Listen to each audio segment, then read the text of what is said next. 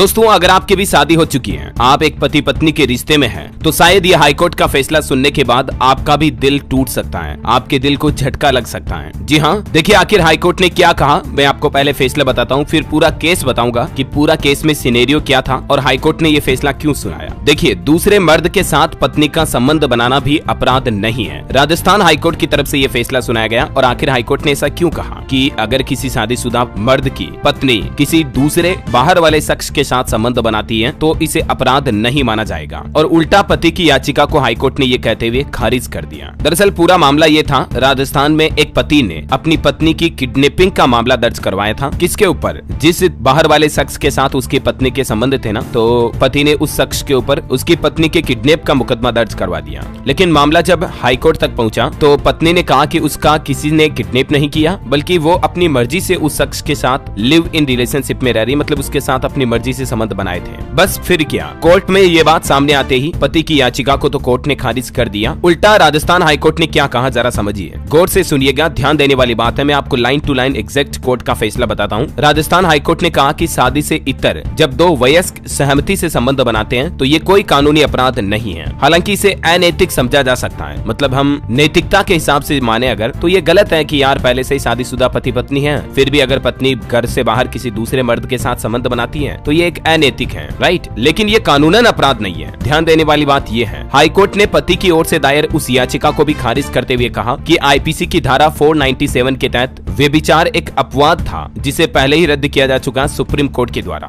जब live in relationship वाले कानून में अड़चन आ रही थी ऐसे मुद्दों को लेकर, तो सुप्रीम कोर्ट ने पहले इस कानून को रद्द कर दिया। अब राजस्थान हाईकोर्ट के जस्टिस वीरेंद्र कुमार ने कहा कि आईपीसी की धारा 494 द्विविवाह के तहत मामला नहीं बनता है ये, क्योंकि दोनों में से किसी ने भी पति या पत्नी की जीवन काल में दूसरी शादी नहीं की है। मतलब समझ रहे हो, उस महिला के घर से बाहर किसी दूसरे मर्द के साथ संबंध थे लेकिन उन्होंने शादी नहीं की थी। तो कोर्ट ने कहा कि जब तक कि विवाह साबित ना हो जाए, लिव इन रिलेशनशिप धारा 494 के तहत नहीं आता है। क्योंकि जब पति ने हाईकोर्ट में मामला दर्ज कराया तो पत्नी कोर्ट में पूरे हलफनामे के साथ पेश हुई, और पत्नी ने क्या हलफनामा दिया देखिए आप। पति ने तो आरोप लगाया था कि उसकी पत्नी का एक शख्स ने अपहरण कर लिया और उसके साथ दुष्कर्म किया या जो भी ऐसा कुछ है ना। तो इसके बाद उसकी पत्नी कोर्ट में इस हलफनामे के साथ पेश हुई, जहाँ उसने कहा कि किसी ने भी उसका अपहरण नहीं किया, बल्कि अपनी मर्जी से वो आरोपी संजीव के साथ लिव इन रिलेशनशिप में है, मतलब अपनी मर्जी से संबंध बनाए थे दोनों ने। तो इसी पर अदालत ने कहा कि आईपीसी की धारा 366 के तहत भी अपराध नहीं हुआ और एफआईआर भी रद्द की जाती है। याचिकाकर्ता के वकील ने भी कोर्ट में ये दलील दी थी, देख सकते हैं आप। वकील ने कहा था कि ये अपराध बनता है 494, 497 के तहत, लेकिन हाईकोर्ट ने खारिज कर दिया। हालांकि हाईकोर्ट ने कहा कि ये सच है कि हमारे समाज में मुख्य धारा का विचार यह है कि शारीरिक संबंध केवल शादीशुदा जोड़े के बीच ही हो, लेकिन जब शादी से इतर दो वयस्क सहमति से संबंध बनाते हैं तो ये अपराध भी नहीं है। हालांकि इसे अनैतिक समझा जाता है, लेकिन कोर्ट ने सीधे सीधे ये कह दिया कि वयस्क महिला जिसके साथ चाहे रह सकती है, मतलब शादीशुदा होने के बावजूद भी वो घर से बाहर किसी दूसरे मर्द के साथ संबंध रख सकती है, ये कोई अपराध नहीं हुआ।